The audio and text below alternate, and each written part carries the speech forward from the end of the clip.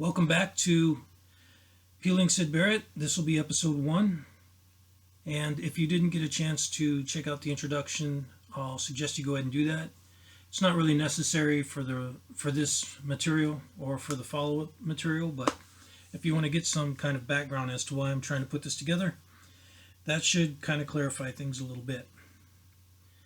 Now for backgrounds, I'm going to select a bunch of photographs of winter scenes, which seems appropriate per the lyrics of Jug Band Blues, and I'll continue that series of photographs throughout this entire project, however long that's going to take. In this episode, what I'd like to discuss is first context, which would be a book by Mr. John Fogerty from that era entitled Fortunate Son. The second part of the video will be a discussion about one of the earliest songs that was released by Pink Floyd, which is called I'm a King Bee, and that's a cover of an old Slim Harpo song. And finally, I'll put together some kind of random thoughts and tie those up, and hopefully that'll all be a little bit entertaining and worthwhile and interesting to people that enjoy this type of material. So let's go ahead and get things started. The first topic I want to discuss is a book by John Fogerty, who is the lead singer for Creedence Clearwater Revival. He's American like I am, and I'll kind of apologize, I guess, for trying to tackle a discussion on Pink Floyd and Syd Barrett when they're a British band, and I'm sure there's a lot of things that I'm going to miss because I'm not British, and I'm definitely not from Cambridge, so there's a lot of information and nuance, I suspect, in his lyrics and his songs that I'm not going to pick up on. I'm going to do my best to cover those, but I'm sure I'll miss some. Now, this song by Mr. Fogerty was copyrighted in 2015. Little Brown and Company, Hachette Book Group. And it covers a number of interesting things from that era. And I wanted to use this because I wanted to collect the ideas of someone from that time. And when I first got this book, I just got it because I'm a fan of CCR and I really like John Fogerty.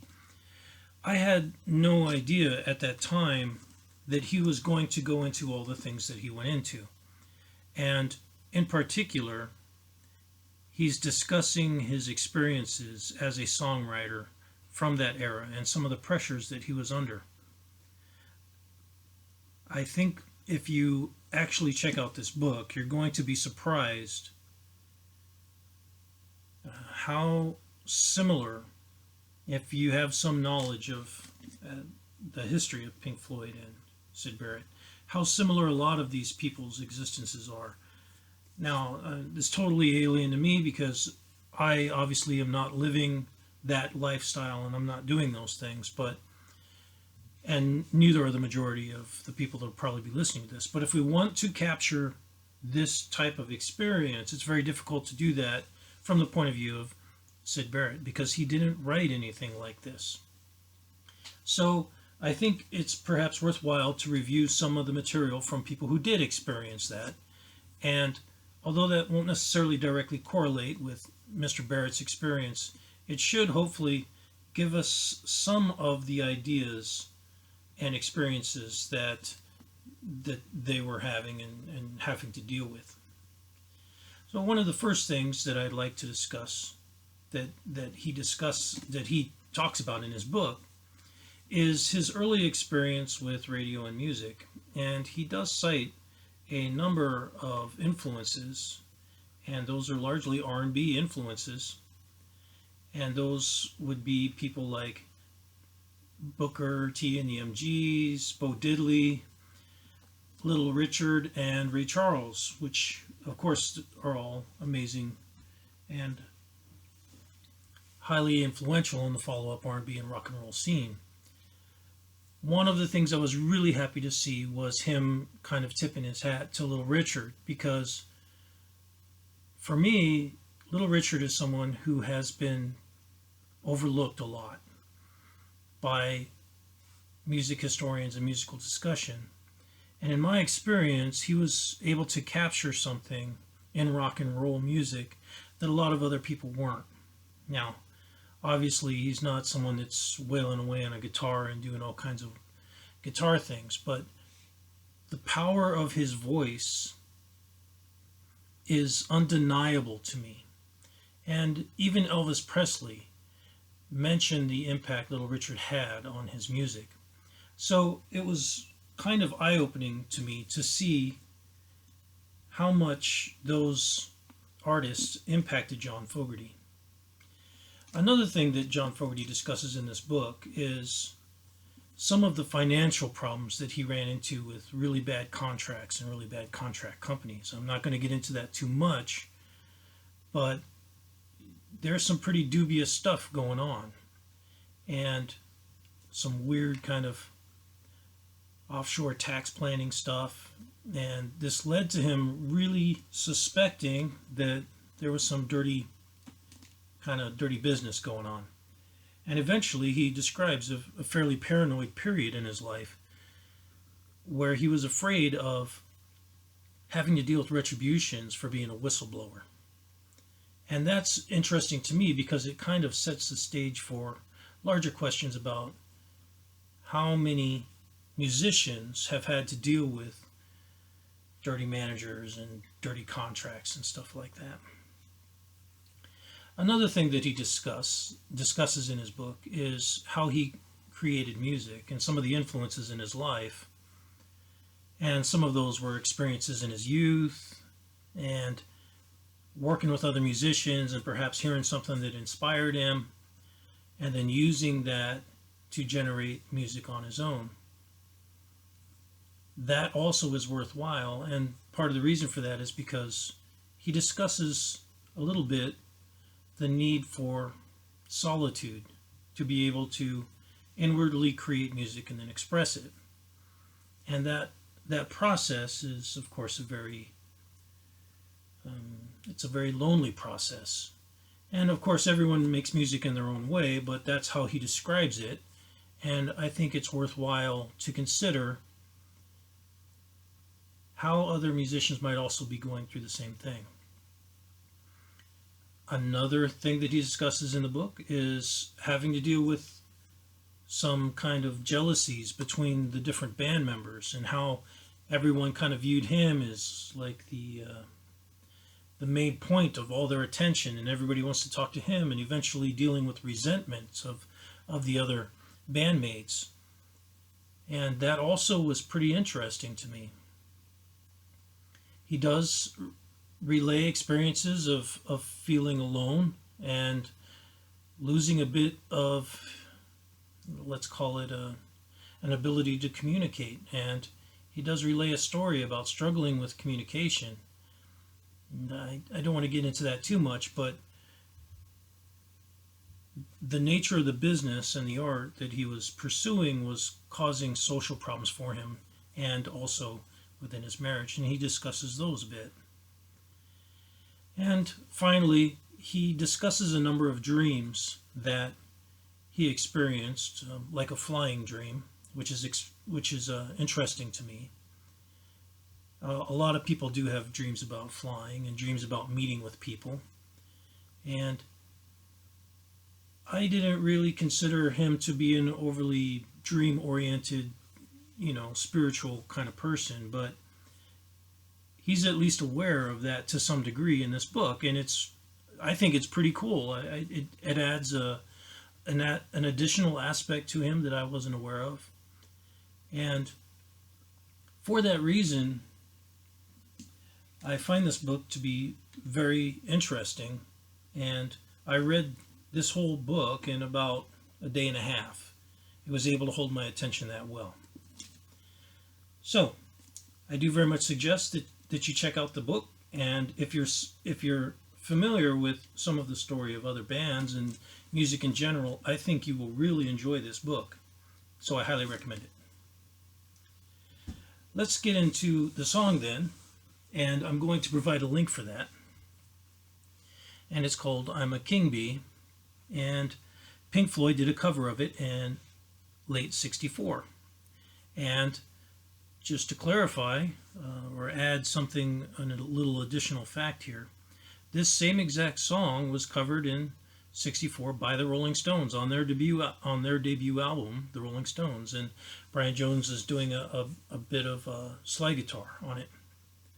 I'm not going to get into much with the guitar because I believe Bob Close is the one playing guitar on this. Supposedly he was the one that was able to play guitar best earliest, so he's putting together the guitar. And what I'd like you to focus on really are the lyrics or words that Syd Barrett is using.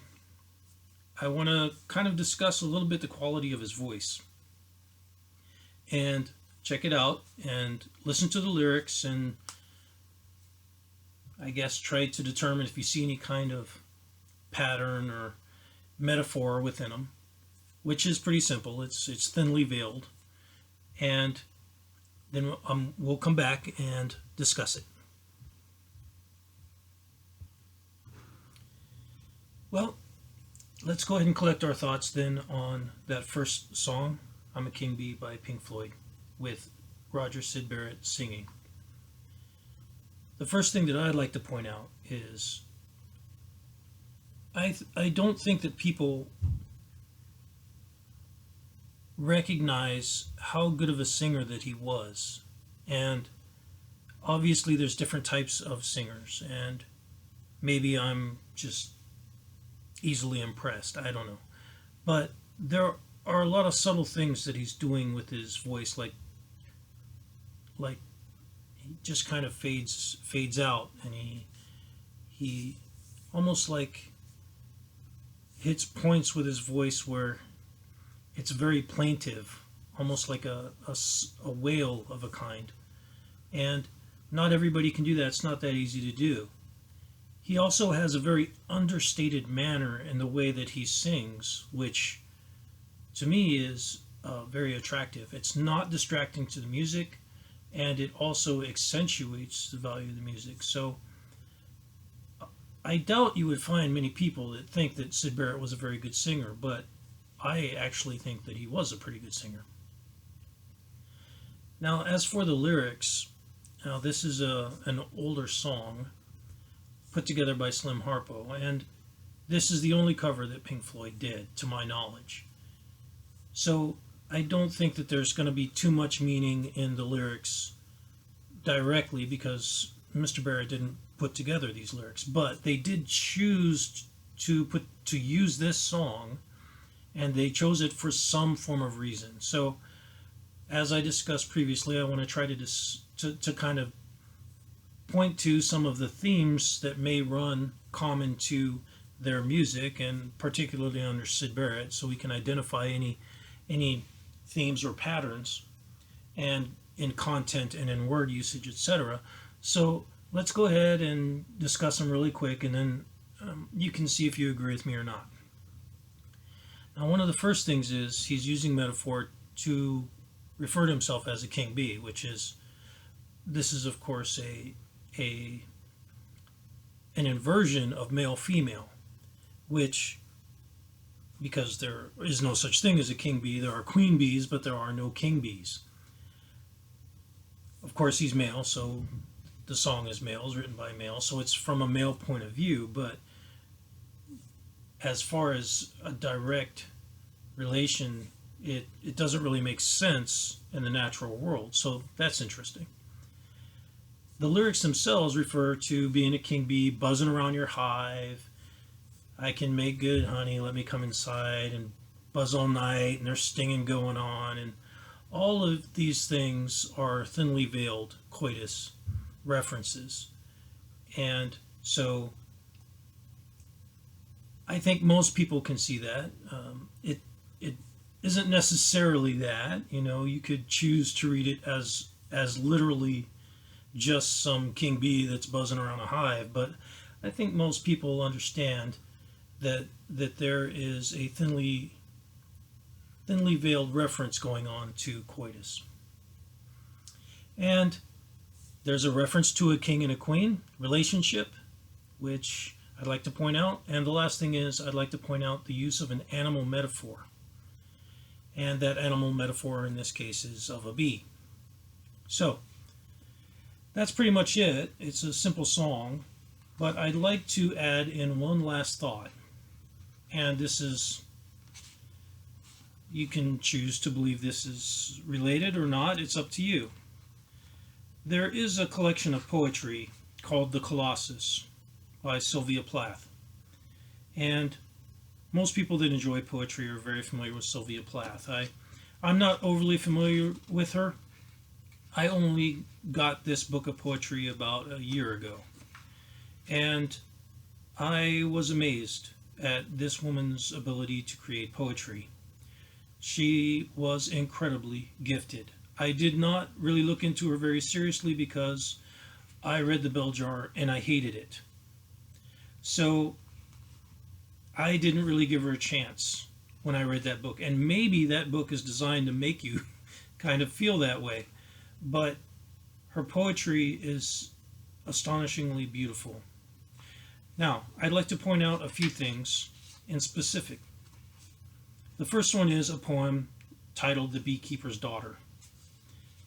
And at the end of that poem, she states specifically, "The queen bee marries the winter of your year,"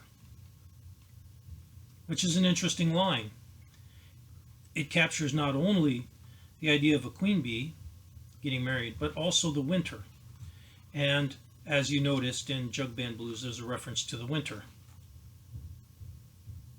Who knows if there's a connection there? I really don't know, but it is interesting. And while I was looking through this book just recently, I recognized that there is a poem in here called Watercolor of Grantchester Meadows. An interesting title. If you're a Pink Floyd fan, I think you'll see quite quickly why that is an interesting title. There is one last thing I'd like to go over before this video will be done, and that is, my brother asked me a long time ago if there was one book that I had that was my favorite book. And I'm not sure what exactly he meant by that, but I do have one book that is my favorite book. And the reason it's my favorite book is because I feel it's done the most to help me understand things about myself and about the world and other people.